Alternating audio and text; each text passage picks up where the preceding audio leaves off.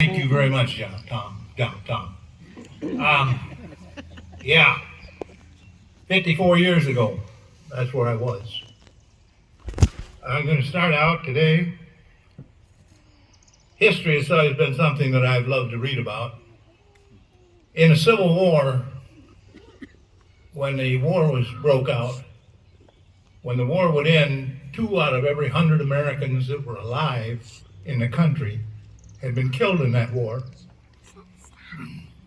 So there was no way that the people that were left didn't know somebody that died in that war.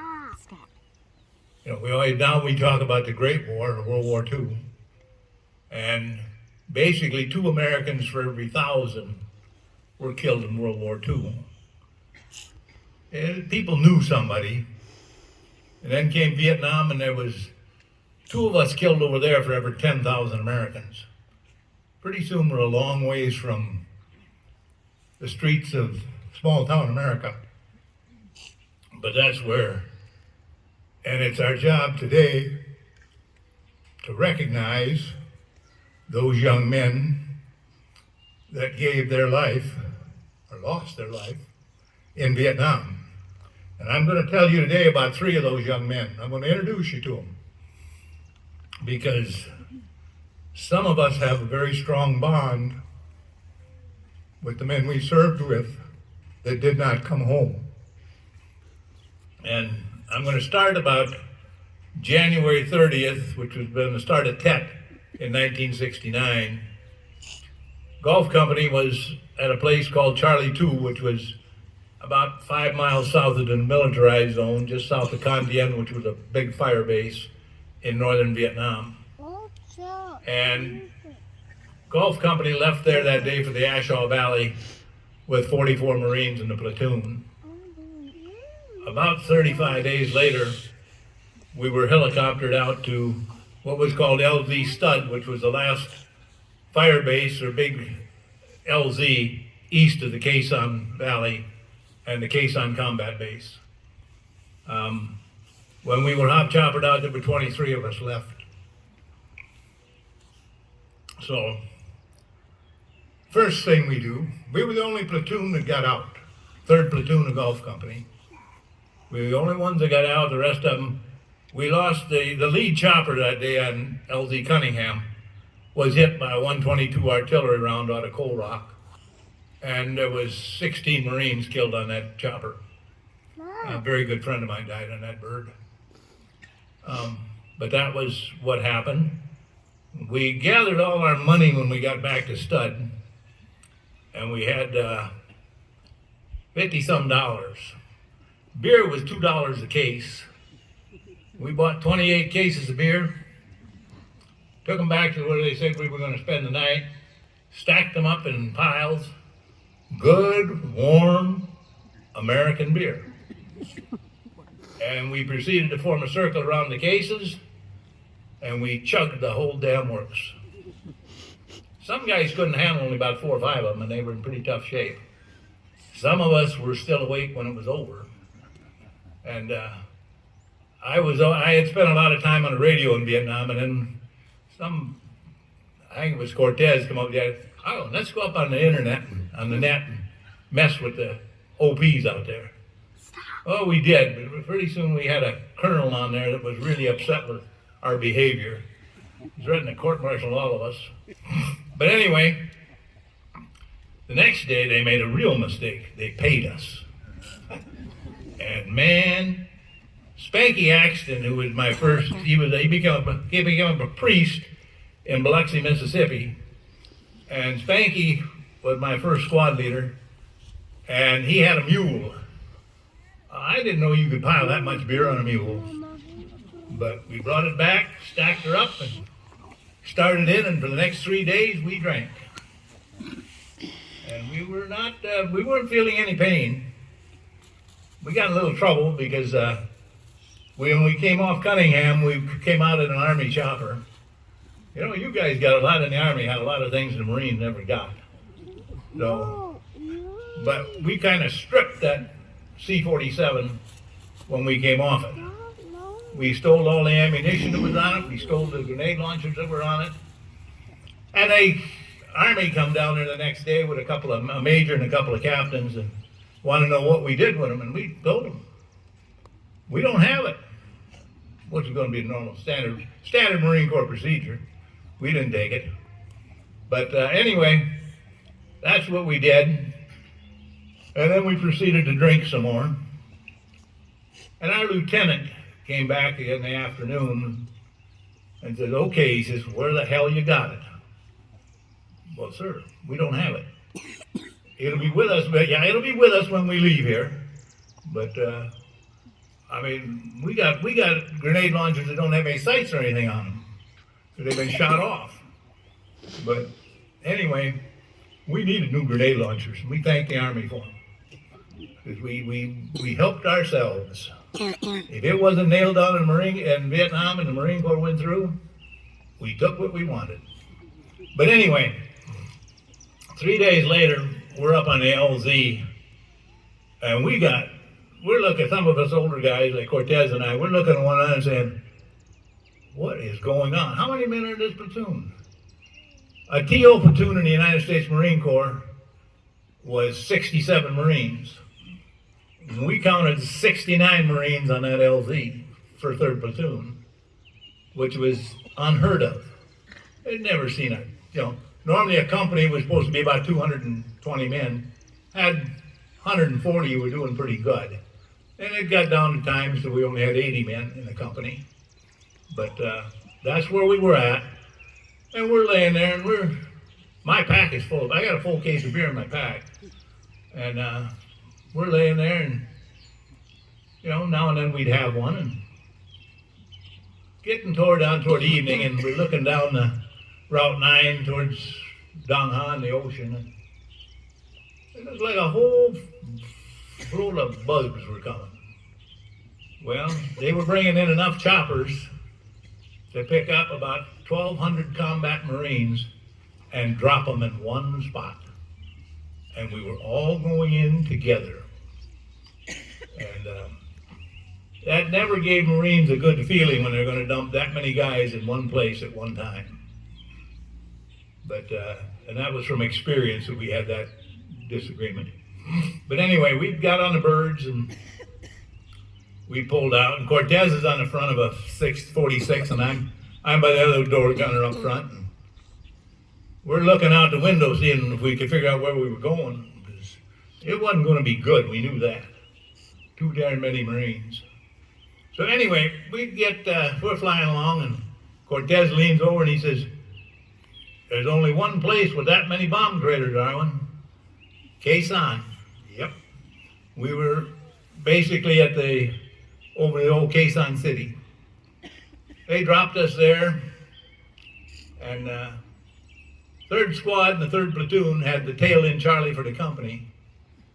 And I'll just admit the truth. We couldn't walk up that damn hill, we crawled up it. But there was a good thing about that. We were the last ones to get up there, and they had the lines all filled. So they said, well, you're the reserve force for the night. You just lay over there and go to sleep. And we did. But anytime you woke up during the night, guys were popping them pop-tops on the lines. So we spent about 4 days at Quezon. And the 3rd day we moved down to what was called the old French Fort. It's still there because I visited Vietnam in 2019, and the old French Fort is still at Quezon. So they brought in rations and pallets of ammunition and grenades and stuff and told us to stock up. And they brought in something that was brand new called a LRP, Long Range Patrol Ration. It was the first of the dehydrated rations that we got in Vietnam. And they issued out 17 rations, and one ration was for 1 day. And it was about 2 cups worth of food when you got it rehydrated. But they issued 17 of them per person. And some of us guys looked at one another and said, this sucks. They don't plan on feeding us for another 17 days. we knew where we were going was not going to be friendly. So we packed up our packs, and about 8 o'clock that night, they said, saddle up, we're leaving. In the dark, with over 50% of this company being brand new Marines. I mean, that does not make sense, people. You're taking guys that have been in Vietnam for 6, 8, 10 days, and we're going to start humping through this godforsaken jungle with these guys, and they come from New York and Chicago? No. But we did it. That was one of the most harrowing nights I've ever spent. 3rd Platoon was the tail end Charlie for the company. And Cortez and I had the job of, when everybody was ordered to hang on to the pack in front of you. That's pretty simple instruction. But you know what? I don't know how many times that night, guys let go of the pack in front of them. And I mean, when you're in triple canopy jungle, you can't see that far in front of your face. And they were lost. Okay, company's broken too. Send the guys from the back up and the guys from the front back till they meet one another in the jungle.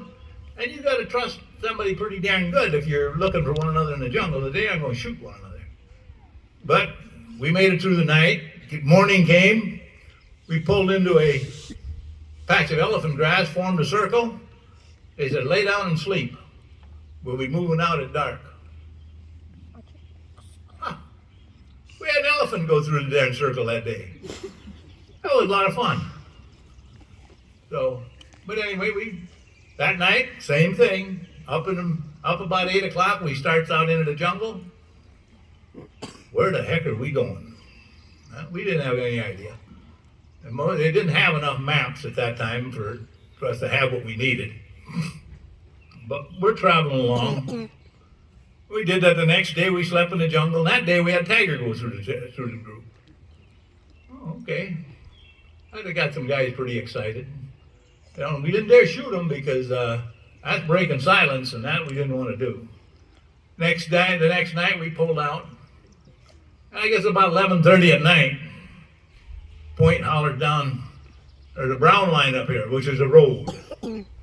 And we were in the middle of the company, and we walked out on that road and we looked around. It was just like a good logging road around here.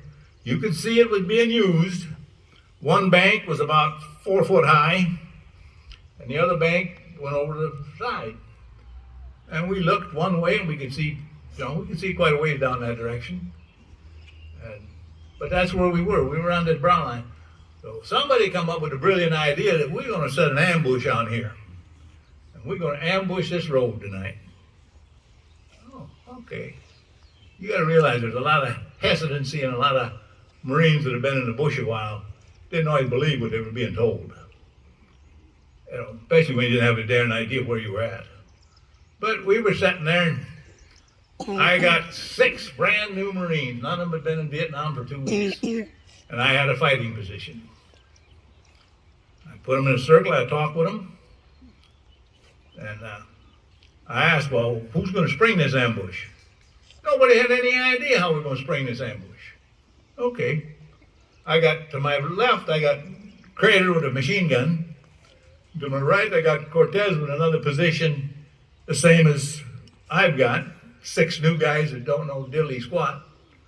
You know, been in Vietnam, they've spent about 5-6 days in the jungles of Vietnam, and that's it. And that was sure not your normal introduction to Vietnam. Well, anyway, between my position and Cortez's position, we placed a young Marine by the name of Richard Wesley Stitz. He was from Paramount, California. He was born the 10th day of March, 1950. So he had just turned 19 years old. Well, anyway, we got the position, we set up, okay. And I lay down by this guy and I explained to him, you hear anything, you wake me up, you don't do nothing. You just wake me up and I'll tell you what you're going to do. Cortez explained the same thing to his guys, and that's what he did. They sat there, we laid down. And God, I was in la la land. And this guy's shaking me. I heard something. Oh, so I get up and I sets up beside him. I said, well, what'd you hear? And this is when he scared me. He says, I heard a truck double clutch.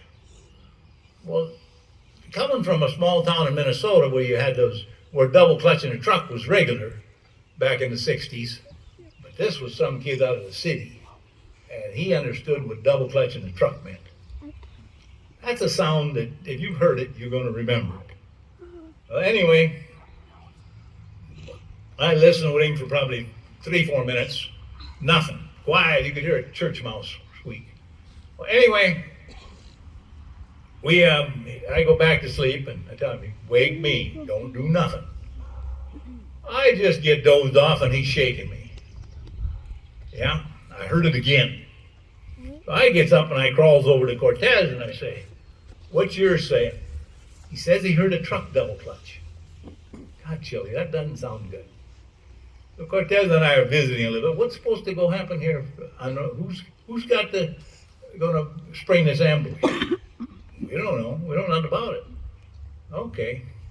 Well, we're sitting there, and I get ready to crawl back to my position, and oh crap! That was a truck, and it double clutched, and it's getting closer. So we get back to my position, and we get everybody laid up a nice file, facing the roads, so no accidents happen. And that's what we're doing. And we're asking, who springs the ambush? Who's got the authority? Well, it seems that old Frog from North Carolina back in the hills, he was the guy that was supposed to spring the ambush.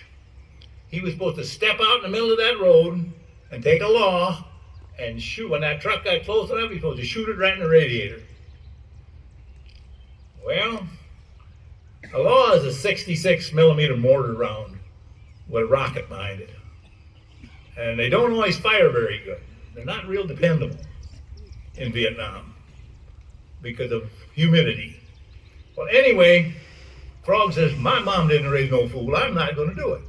But a truck drives right on through the whole ambush. Well, then you got the officers all excited. I look over at Crater and I says, Crater, there's another one coming. Crater says, he not going by me, Arlyn. Sounds good, Crater. Well, Crater Crater had had another time in his hand, so he had put together a belt, 200 rounds, all tracers, them nice orange American tracers. Well, that truck is coming up the road. He's on an incline, so he's not going fast. He's probably doing 10 miles an hour. And he's in front of me, and he goes past me, and Crater put 200 tracers in the cab of that truck. I didn't know bullets could bounce that many different directions, but they did. And seeing it was on an incline, the driver was dead, I'm sure, by that time. And the truck started to roll back down the hill. Well, the truck jackknifed, and it flipped over. And it's laying right there. The back of the truck, we're about 5 feet from the road bank, and the back of the truck is against the road bank. And it's right there, between Cortez and I. Okay. Who's got a flashlight? Because they're going to tell us to go out and search that sucker. So who's got a flashlight? We're digging for flashlights. And all of a sudden I heard Cortez say something to Cutlip about we're supposed to frag it. No, you don't want to frag that truck. It's upside down. There are 2 fuel tanks between that frame.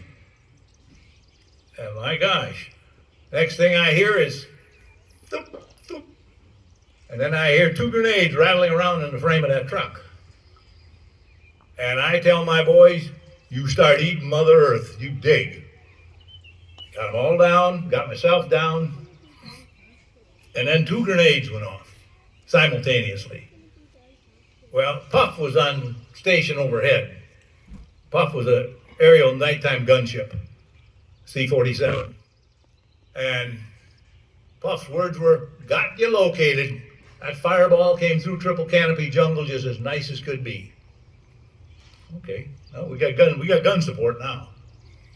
So anyway, we're laying there, and this truck is on fire now, and the truck was loaded with 122 rockets and artillery rounds, and it was just nothing but explosions, and the rockets were taking off out through the jungle, and oh, we had a fireworks. We had a 4th of July display like you have never seen before. So word comes down, pull those 2 positions right next to the truck, back off the road, get them out of there so we don't lose somebody. So we pulled, myself and Cortez, we pulled our boys, I counted my 6 boys back out, told them, get your butt back there, go so far and wait, but get back far enough so you're safe. And I counted my 6 boys back, and Cortez counted his 6 back, and I hollered at Cortez, I says, did you count Stitz? Did you find Stitz? Didn't see him, Arlyn. Well, I says, I'm coming toward you. We got to find him.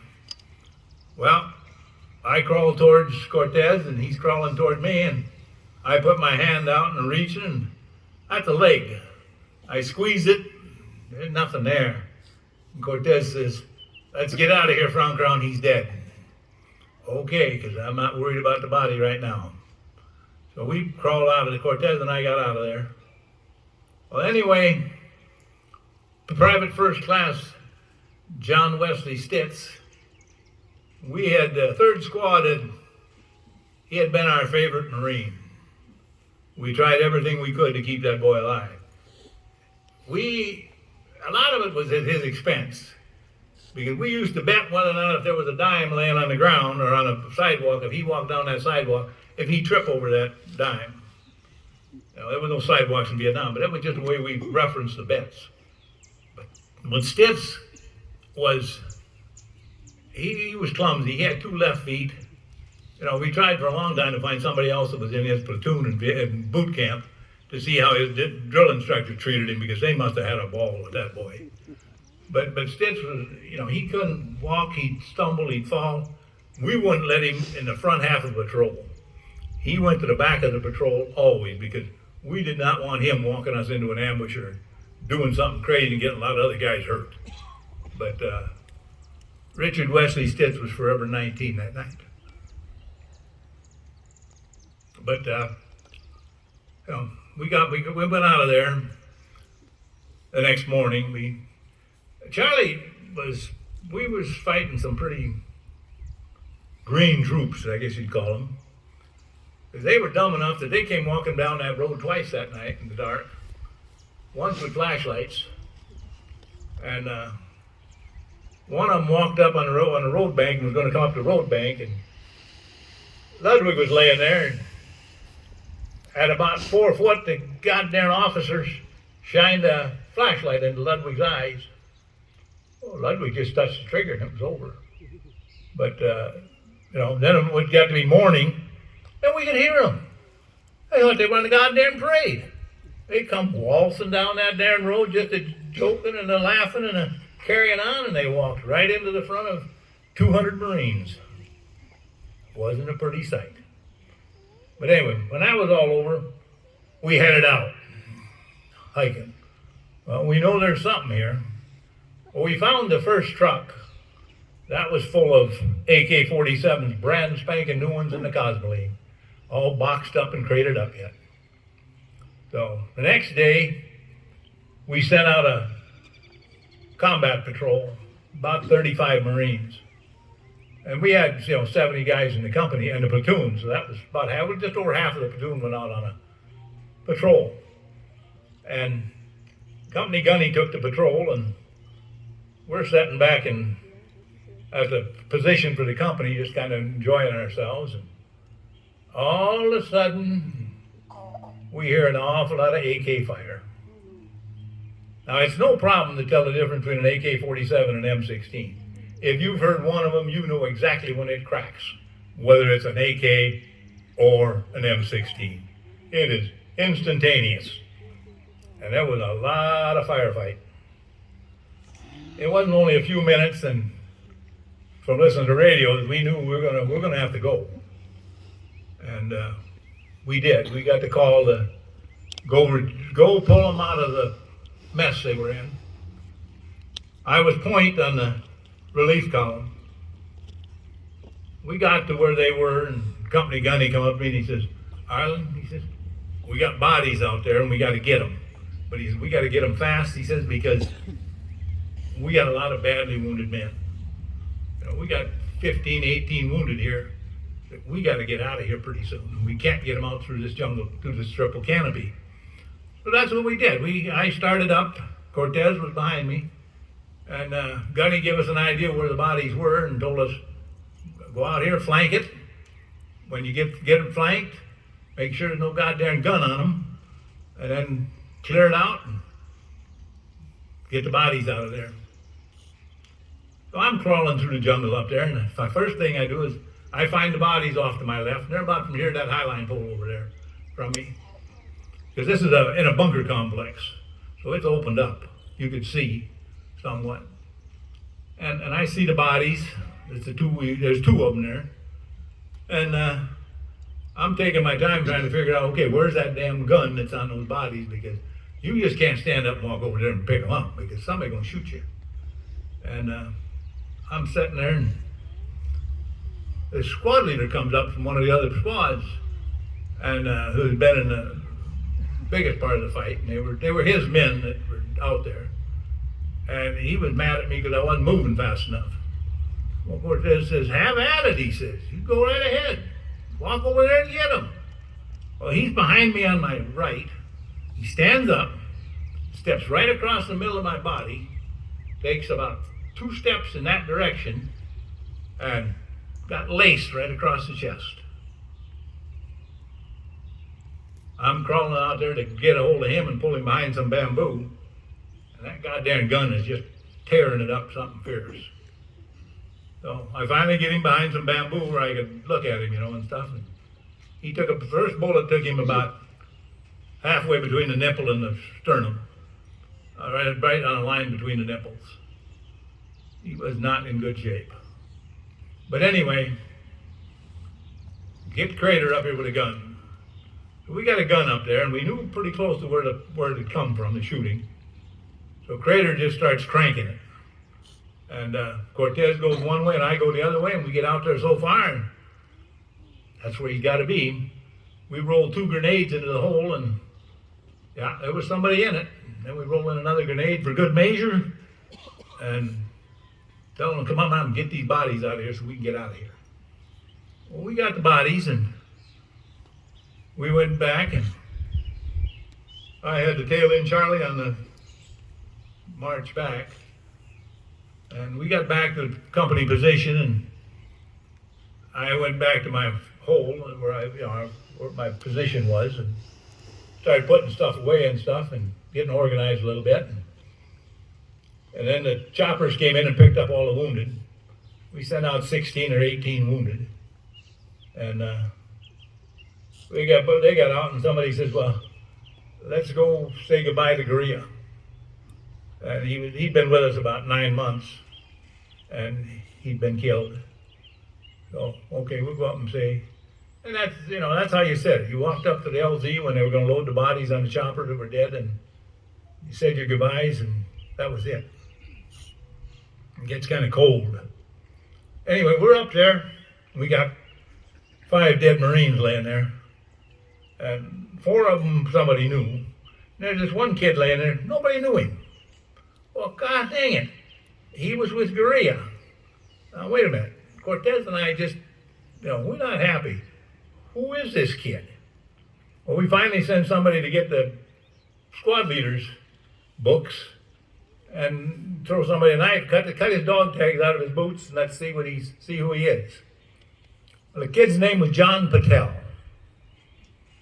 John Patel had arrived in Vietnam on the 5th day of March, 1969. Today was the 20th of March, 1969. John Patel had been in Vietnam 14 whole days, 15 if you counted the half day, a part day, and he was dead. He was from Cleveland, Ohio. John was a football player, a wrestler. He was only probably about 5'6" tall, but he was a solid kid. I've talked with friends of his in Cleveland, and John was a conference or football player, running back. They'd won the championship the year he was a senior. But anyway, John, he didn't take no crap out of anybody.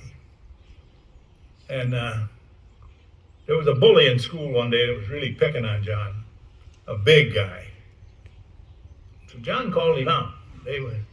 And the guys I've talked to said, I've heard that it lasted 20 seconds. I've heard that it lasted a little bit longer.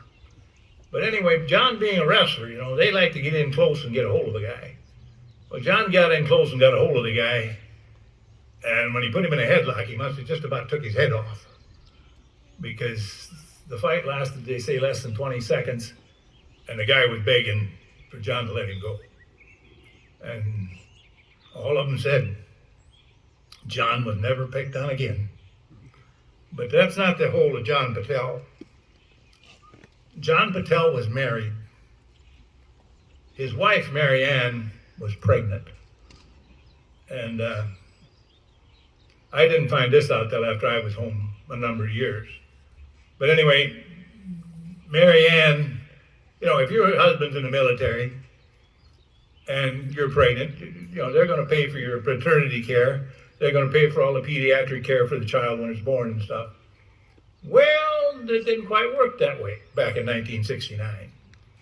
Mary Ann was sent a bill for 25% of her obstetrics care, and she was sent a bill for all of their daughter Jennifer's pediatrics care in the hospital when she was born. That just ain't the way it should be. And it still angers me today. But anyway, Mary Ann wrote a letter to the Cleveland Plains Dealer, which is a big newspaper there. And some people sent it to a couple of congressmen and senators, and the President of the United States, apparently. And anyway, John, as Mary Ann puts it, something good came out of John's death. That any widow of someone killed in action who was pregnant would receive benefits as if he were still alive. So that was John Patel. But John Patel was 22 when he lost his life in Vietnam. The third one I'm going to tell you about is a kid from Minnesota.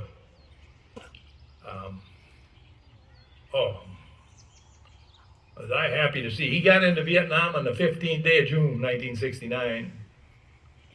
So he was not with us in the Ashaw Valley.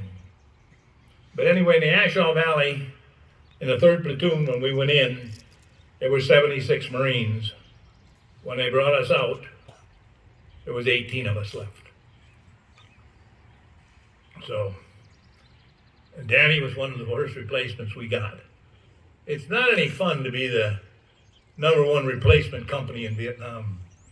It means you've lost a hell of a lot of good Marines.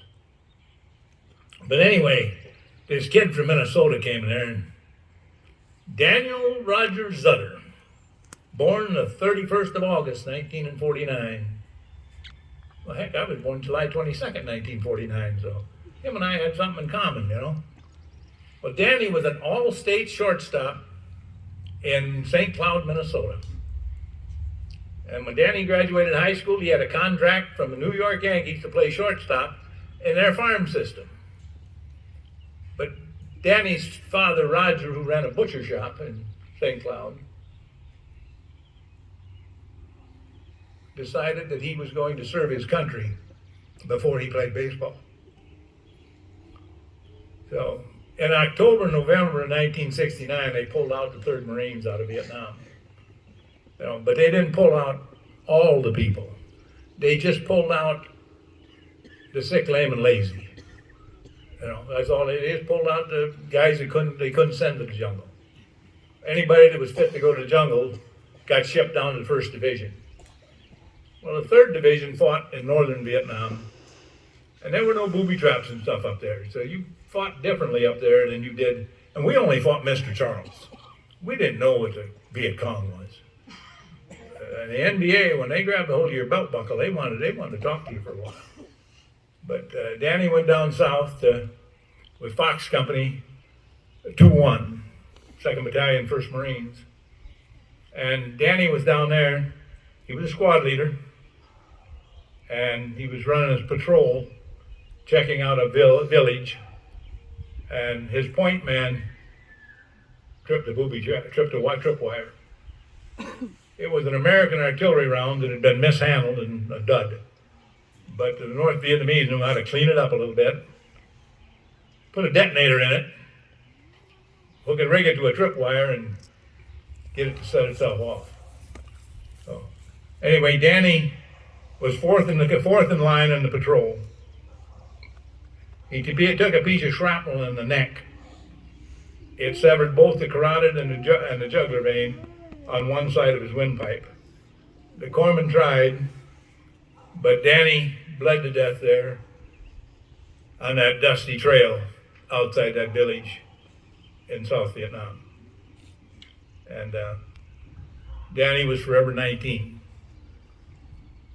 But he died on December 6th, 1969. He's buried at Fort Snelling, and I can drive right to his grave. But tremendous young man. Friendly, girls, handsome. That boy was handsome.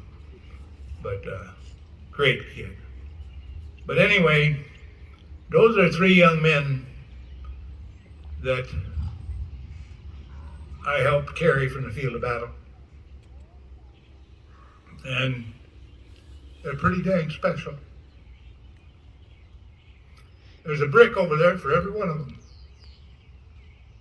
along with a lot of other bricks. The last time I had sat down and tried to remember all of the fellows lost their lives for being pinned down, I had 38 names on a sheet of paper.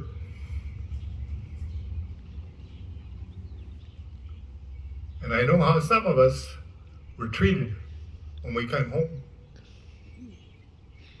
And that's not an easy thing to forget.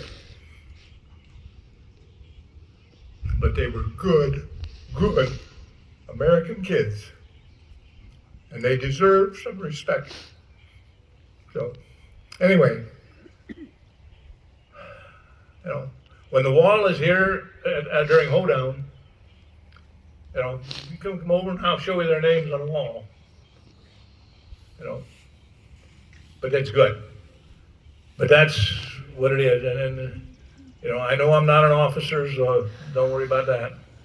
All I can tell you is I'm one of those guys that we used to laugh in the jungle and say, mine is not the question why. Mine is but to do or to die. And that's what we did. I held on like a good man. Thank you. Thanks, Arlyn.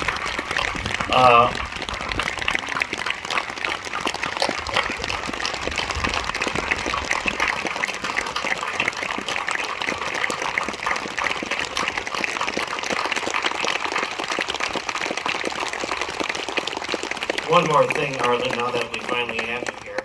We have got something that I've been hanging on to for a couple of years. I think pretty much everyone knows that Arlyn was the Scoutmaster for 53 from 1986 to about 2020, well, till 2020. And so I'd like to present him with this plaque and appreciation from the Houston American Legion Post 423 and all 56 Eagle Scouts. Presented to Arlyn Francon in recognition of Boy Scoutmaster of 253 from 1986 to 2020.